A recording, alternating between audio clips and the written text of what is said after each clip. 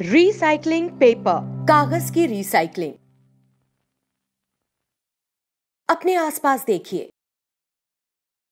आपको लिखने वाली कॉपियों से लेकर किताबों के सफ़हात, अंडों के क्रेट्स, अखबारात, दुकानों में मिलने वाली थैलियां और गत्ते के डिब्बों तक कागज की बहुत सी मसनूआत नजर आएंगी। यहाँ सबसे अहम हकीकत ये है कि कागज हमारी जिंदगी का एक अहम हिस्सा है। आपको शायद मालूम होगा कि कागज अमूमन दरख्तों से आता है। दरख्तों को काटा जाता है और फिर उन्हें गूदा बनाने वाले एक सनअती अमल से गुजारा जाता है। इस अमल में लिग्निन नामी पॉलीमर अलग हो जाता है। ये वही मादा है जो दरख्तों को मजबूती और सख्त ढांचा देता है। ये वजह है कि कागज तैयार करने में जंगलात का खात्मा बहुत बड़े पैमाने पर होता है। असल मसला ये है कि दरख्तों को दोबारा नहीं लगाया जा रहा है, या अगर लगाए भी जा रहे हैं तो वो उस रफ्तार से बड़े नहीं होंगे जिस रफ्तार से उन्हें काटा जा रहा है। ये एक संगीन माहौलियाती मसला है, क्योंकि दरख्तों को काटने से जानवरों की रिहाइश तबाह हो जाते हैं, ग़िज़ाई जंजीर और ग़िज़ाई जाल बिखर जाते हैं। इससे बिलवस्ता तौर पर फिजा में कार्बन डाइऑक्साइड की मिकदार में इजाफा होता है। जंगलात की तबाही के सबब पहाड़ों में लैंडस्लाइडिंग हो सकती है, जिसके नतीजे में सैलाब आता है। इसका वाज़ेह हल ये हो सकता है कि कागजी मसनूआत को रिसाइकिल किया जाए। इस वीडियो में हम कागज की रिसाइकलिंग के बारे में सीखेंगे और उस सनाती अमल के फवायद और नुकसानात को भी समझेंगे। कागज दरअसल सेल्यूलोज के रेशों की आड़ी तिरछी परत है। याद रखें कि सेल्यूलोज ग्लूकोज के मोनोमर्स की लंबी लड़ियां यानी पॉलीमर है। अगर आप कागज का एक टुकड़ा फाड़कर करीब से देखेंगे तो आपको इसमें बाल जैसे बारीक रेशे दिखाई देंगे। ये बारीक रेशे ही सेल्यूलोज के रेशे यानी फाइबर हैं। जब कागजी मसनूआत को रिसाइकिल किया जाता है तो सेल्यूलोज के रेशे अलग अलग हो जाते हैं और एक नई मसनू के तौर पर दोबारा बुन लिया जाता है।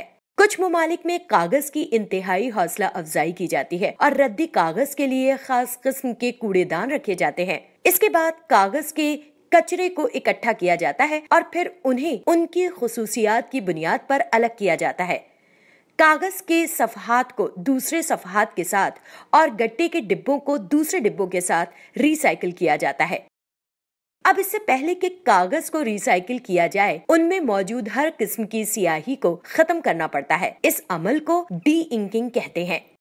ज्यादातर स्याही पेट्रोलियम पर मबनी होती है, जिन्हें खाम तेल की मसनूआत से तैयार किया जाता है। उन्हें अलग करना आसान नहीं होता। इन दिनों सोया पर मबनी स्याही तैयार की जा रही है, जो काबिले तजदीद जराए से तैयार की जाती है और इन स्याही को कागज से हटाना आसान होता है।